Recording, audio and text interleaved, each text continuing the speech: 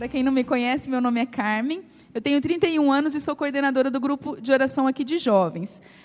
Então, para nós começarmos esse seminário, nós falaremos sobre o amor de Deus. E aí eu queria convidar vocês a colocar a mão sobre o coração de vocês. Feche os olhos de vocês e repita comigo isso. Senhor, nessa noite, eu desejo que tudo aquilo que eu sei, que eu já experimentei e que eu já ouvi sobre o seu amor, seja restaurado. Dá-me a graça, Senhor, de um coração de filho. Amém. Por que eu convidei vocês a fazerem essa oração? Porque quando nós rezávamos por esse grupo, nós sentíamos que, quando a gente fala, vamos falar sobre o amor de Deus, parece que a gente fala assim, nossa, de novo? Mas a gente já ouviu tantas vezes falar sobre o amor de Deus. O amor de Deus é algo tão óbvio. A gente, desde que começou uma caminhada na igreja, a gente ouve falar sobre o amor de Deus. Mas nós sentíamos, quando nós rezávamos por esse grupo, que Deus queria dar uma novidade a respeito do amor dele por nós. Mergulhar-nos numa novidade é como se fosse uma parte desse amor que nós não conhecêssemos. Então, por isso, é importante que nessa noite o nosso coração tenha essa abertura de querer experimentar esse novo que Deus quer nos dar através do seu amor. Assim como nós íamos rezando, e era muito interessante, né? Porque o nosso louvor era muito grande enquanto nós louvávamos pelas coisas boas da nossa vida. E quando o Newton começou a conduzir, vamos rezar pelas dificuldades que nós temos. Parece que foi a metade do salão embora, assim, né? E ficou só uns 5, assim, eu vi assim. Por quê? Porque muitas vezes, até isso é uma coisa na medida que nós pautamos o amor de Deus. E nós vamos entrar nisso. Então, para começar, nós precisamos pensar quem é Deus. Se nós pegarmos a nossa Bíblia, na primeira carta de São João vem dizer que Deus é amor. E aí, quando nós falamos que Deus é amor, nós precisamos partir do princípio de qual a definição de amor. Se a gente pegar a definição de amor que o dicionário nos traz, olha só o que fala. Sentimento que induz a aproximar, a proteger ou a conservar a pessoa pela qual se sente afeição ou atração. Então, o amor é um sentimento que faz com que eu queira proteger. Só que essa é a definição humana. Então, quando eu falo que amo uma pessoa, é isso. É um sentimento que me induz a aproximar dessa pessoa, a proteger ela, a conservar a vida dela. Isso é o amor. Só que isso é o amor humano. Então, a gente precisa parar para pensar que o amor de Deus, ele vai infinitamente além disso. E quando a gente pensa no amor, o que a gente fala assim? Não. O amor mais assim, que se aproxima do amor de Deus para a gente pensar é o amor de uma mãe por um filho, de um pai por um filho, e ele vai ali, ele cuida, e ele cerca de um lado, e ele trabalha e provê as coisas. Só que nós também vemos no Evangelho, Jesus dizendo, né? Vós que sois maus sabeis dar o que é bom para os vossos filhos, quanto mais o vosso Pai que está no céu.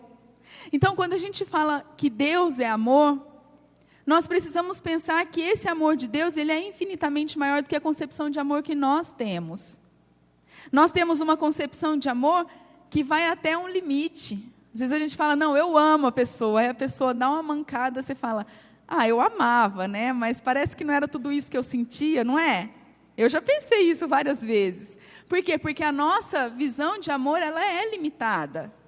Então, quando nós pensamos, quando nós falamos em amor, que Deus é amor, por isso nós rezamos no começo, porque nós precisamos compreender que o amor de Deus, ele vai muito além da nossa compreensão humana, daquilo que são as nossas medidas humanas. E aí quando a gente fala assim, por que então, como a gente percebe essa manifestação do amor de Deus por nós? Justamente uma manifestação muito grande é o fato de Deus ter nos criado, de Deus ter sonhado com as nossas vidas. Olha aí para a pessoa que está do seu lado e vê as características que ela tem, os traços físicos que ela tem. Percebe que Deus se ocupou de pensar no cabelo, no jeito do cabelo, de pensar nos traços, né? Se ia ter sardinha assim igual eu, se não ia ter. Se ia ter um olho de um jeito, um olho claro, como que ia ser. Nós percebemos uma grande manifestação do amor de Deus por nós na nossa criação. Só que muitas vezes, parece que a gente se acostuma, né? A gente se acostuma com o amor. Então, parece assim, Deus não fez mais do que a obrigação dele de ter me criado, né? De me sustentar. Só que Deus nos criou e nos sonhou justamente para que nós participássemos da felicidade dele, que é plena. Da felicidade dele, que é abundante. E às vezes nós ouvimos, Deus te ama. Parece que a gente se acostuma. Ou então, não sei se vocês já falaram isso, né? Às vezes você está meio carente, meio assim, daí você fala, pelo menos Deus me ama, né? Parece que é um prêmio de consolação pensar que pelo menos Deus me ama. Tinha que ser o primeiro, né? Não, as coisas estão ruins, eu estou aqui quase indo, né, para baixo, mas graças a Deus, Deus me ama. Então, se nós olharmos para a dimensão desse amor, para tudo que o amor de Deus quer alcançar nas nossas vidas, quer alcançar na nossa história, naquilo que você trouxe para esse grupo de oração nessa noite, no seu coração, a gente vai olhar e falar assim, caramba, Deus me ama. Deus me ama e ama muito, não ama pouco. Se a gente parar para pensar que por um minuto, de onde Deus tirou a gente de alguma situação, aí a gente consegue reconhecer o amor de Deus. E nessa noite, Deus quer justamente que nós não nos acostumemos com esse amor. Que ele seja uma novidade para o nosso coração nessa noite. Uma novidade que traz a graça, que traz a felicidade que é verdadeira, a felicidade que o mundo não rouba. Então esse amor, ele quer alcançar aquilo que nós trouxemos para esse grupo de oração nessa noite. E aí o amor de Deus, esse amor que é abundante, esse amor que é grande, que é imenso, que é permanente nas nossas vidas, ele tem algumas características. Então a primeira característica do amor de Deus é que ele é eterno. Então mesmo antes que nós nascêssemos lá na casa dos nossos pais, Deus já nos amava. Deus já tinha sonhado com as nossas vidas. E isso já é a primeira manifestação dessa característica do amor de Deus, porque às vezes a gente fala assim, não pedi para nascer, ou minha vida está aqui, vai indo, deixa a vida me levar, a vida leva eu. E aí a gente não tem dimensão de que, na verdade, Deus sonhou. Deus já nos amava antes que nós existíssemos aqui nesse mundo. Então, a primeira característica desse amor é que ele é eterno. Ele é desde sempre e para sempre. A segunda característica é que ele é pessoal. E aí, acho que vocês já viram isso, né? Mas vamos de novo, porque Deus quer dar o novo através do Espírito Santo. Olha aí para a sua digital. Pode olhar, gente. O amor de Deus, ele é pessoal por quê? Porque aqui não existe o grupo de oração que se reúne na quinta-feira à noite. Existe cada um.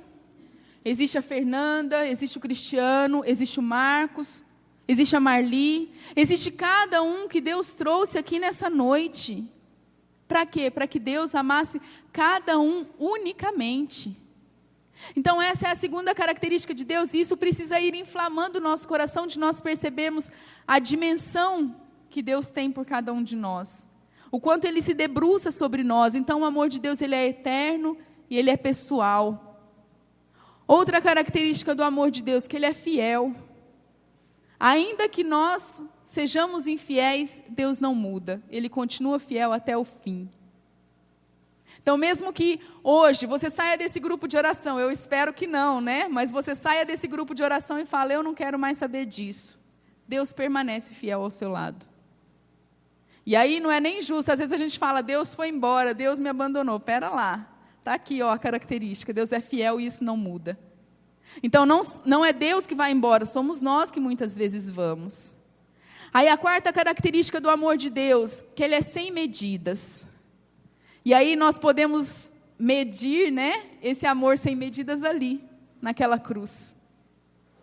Quem é que teria coragem de dar o seu filho? E Deus nesse amor que ele vai até o extremo, ele chega a dar o seu filho por nós, para a nossa salvação. Então essa é mais uma característica que precisa fazer o nosso coração olhar e falar, Deus me ama muito, Ele não ama pouco. Ele chegou a dar o seu filho por mim, unicamente por mim. E aí uma outra característica, que ele é incondicional. Então, independe de condições, o amor de Deus, não é aquele dia que eu acordo e aí eu rezo o terço, eu vou à missa, eu me confesso e aquele dia eu estou assim, se Jesus voltar naquele dia eu vou direto para o céu, né? Não é esse dia que Deus me ama todos os dias. O dia que eu não estou decidida a ser fiel para Ele também, Deus continua me amando nesse dia. Então, o amor de Deus, ele é sem medidas, não existe uma medida para que Deus me ame ou não me ame. Ele continua amando. E aí, a última característica que eu queria falar de Deus é que Ele é ciumento. E eu não sei se vocês entendem quando a gente fala isso no nosso carisma, né? Que Deus tem um amor que é ciumento. O que quer dizer isso? Porque às vezes a gente pensa no ciúme que a gente tem, né, do outro, um ciúme de que, pode falar com ninguém, não sei o quê, e a gente pensa nesse ciúme, né? O que significa esse ciúme de Deus, esse amor ciumento que Deus tem? Significa que Deus não admite que nós tenhamos outros deuses que não seja Ele. E aí isso eu acho que é de uma força muito grande. Deus olha para cada um e fala, você é meu, você não vai ter outros deuses que ocupem o meu lugar na sua vida, porque o lugar que eu ocupo na sua vida é um lugar de felicidade. E esses outros deuses são de uma meia felicidade. E aí esse Deus tem vários nomes, esses deuses, né? É dinheiro, é um trabalho que te rouba o tempo de Deus, é um relacionamento, é uma vivência, é um vício. Tantos deuses que ocupam o lugar de Deus, e Deus é ciumento e Ele arranca. Ele arranca por quê? Porque Ele não quer nos ver felizes pela metade. Então Deus vem com essa violência, e Ele tira, justamente por quê? Porque o ciúme dele é um ciúme de posse, de que Ele nos quer para Ele, nos quer para participar da felicidade dEle, da vida dEle para nós. Então essas características de Deus, elas são importantes para que a gente perceba, será que eu olho para tudo isso que é o amor de Deus na minha vida? Ou será que é justamente esse amor com que eu me acostumei no meu dia a dia? Esse amor que eu percebo que muitas vezes eu já ouvi falar, mas que ele não é concreto para mim.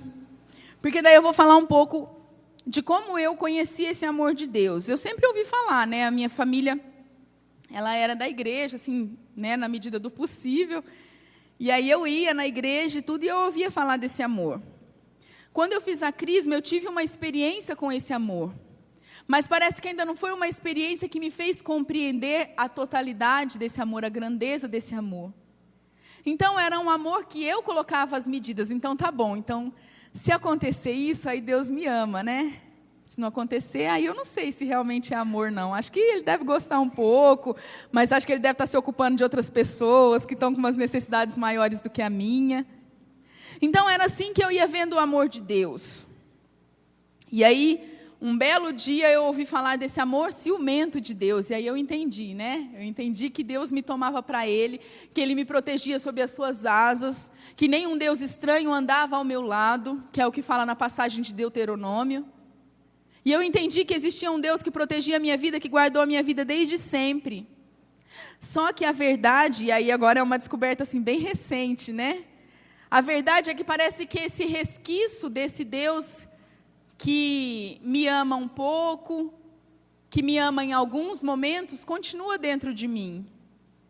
Por isso eu falei daquela oração no começo, de nós pedirmos a graça de que tudo aquilo que nós já ouvimos até hoje sobre o amor de Deus fosse restaurado nessa noite. Porque eu também experimentei o amor de Deus, eu não posso falar que eu não experimentei.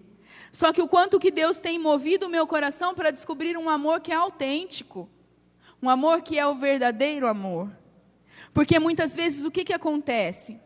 A gente confunde o amor de Deus, a promessa de que Deus está ao nosso lado, de que Deus caminha conosco em todos os momentos da nossa vida, com aquilo que são as bênçãos que Deus nos dá.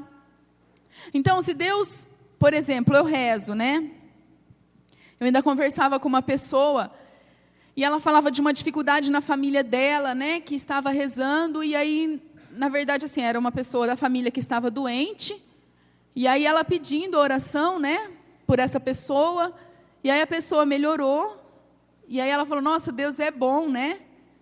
Ela melhorou, só que depois ela veio a falecer. E quantas vezes não acontece isso na nossa vida, né?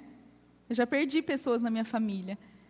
E aí nessa hora é a hora que, quando a gente tem essa visão, parece que distorcida de quem é Deus na nossa vida, o que é a primeira reação que a gente tem? Olha, Deus não olha para mim.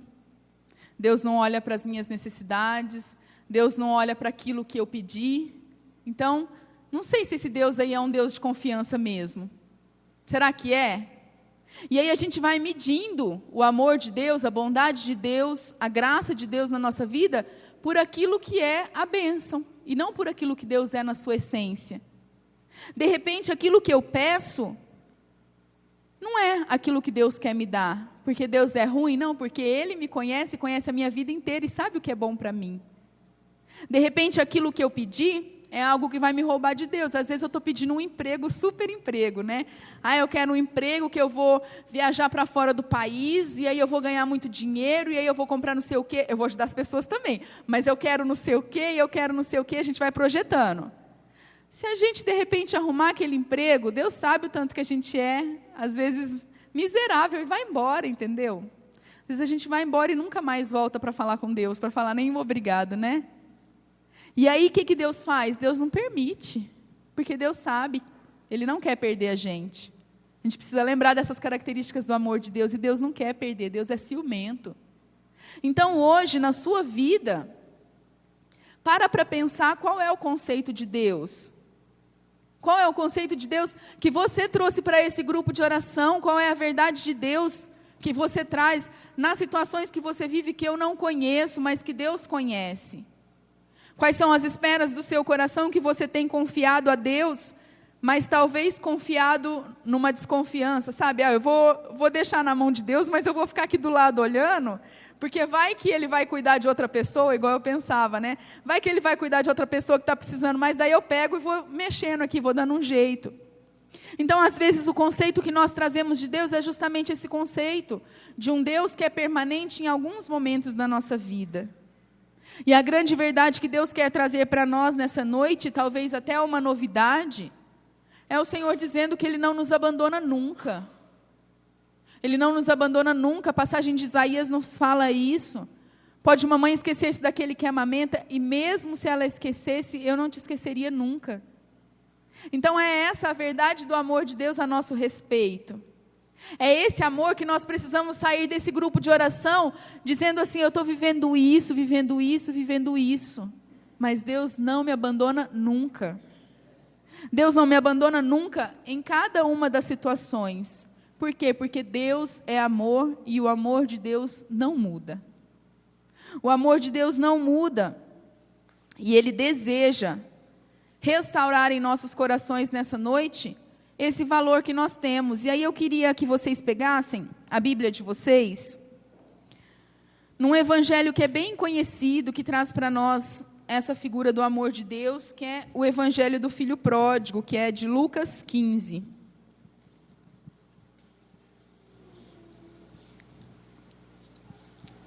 Lucas 15, versículo 11.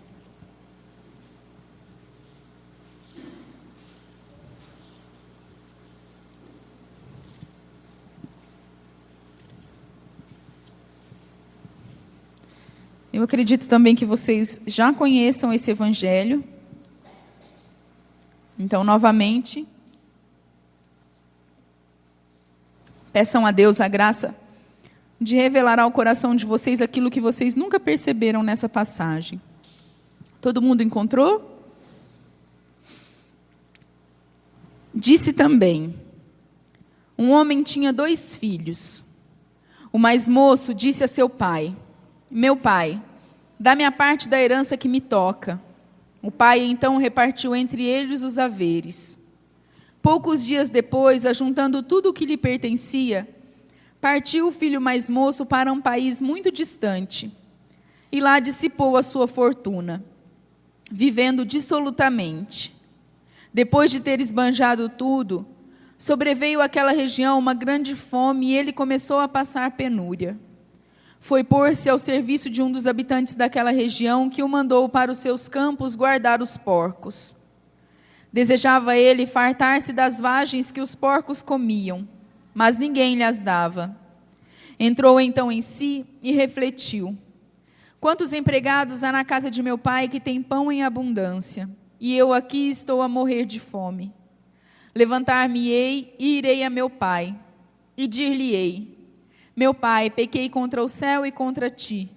Já não sou digno de ser chamado teu filho. Trata-me como a um dos teus empregados. Levantou-se, pois, e foi ter com seu pai. Estava ainda longe quando seu pai o viu e, movido de compaixão, correu-lhe ao encontro. Lançou-se-lhe ao pescoço e o beijou. O filho lhe disse: meu pai, pequei contra o céu e contra ti. Já não sou digno de ser chamado teu filho. Mas o pai falou aos servos: trazei-me depressa a melhor veste e vestilha, e pôde-lhe um anel no dedo e o calçado nos pés. Trazei também um novilho gordo e matai-o. Comamos e façamos uma festa.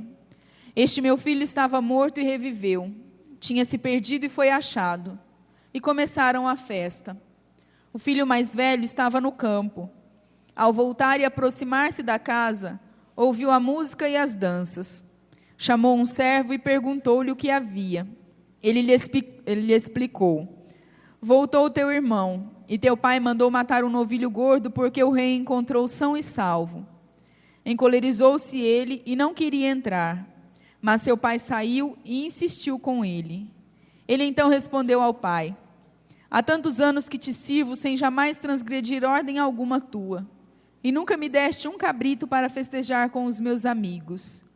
E agora que voltou este teu filho que gastou os teus bens com as meretrizes, logo lhe mandaste matar um novilho gordo. Explicou-lhe o pai: filho, tu estás sempre comigo, e tudo que é meu é teu. Convinha, porém, fazermos festa, pois este teu irmão estava morto e reviveu. Tinha se perdido e foi achado. Então nós vemos nessa passagem, muito mais do que nessa noite nós nos identificarmos com o filho que está distante, com o filho que é pecador. O que eu sentia que Deus desejava era de nós olharmos para a figura do pai, que conhece a limitação dos dois filhos, porque na verdade os dois filhos estavam longe dele, tanto o que tinha ido fisicamente para longe, quanto o que estava dentro da casa, e se sentia servo e não filho. Então nessa noite, o que Deus deseja de cada um de nós? Que nós olhemos para essa passagem do filho pródigo, e percebamos o desejo do coração de Deus pelas nossas vidas.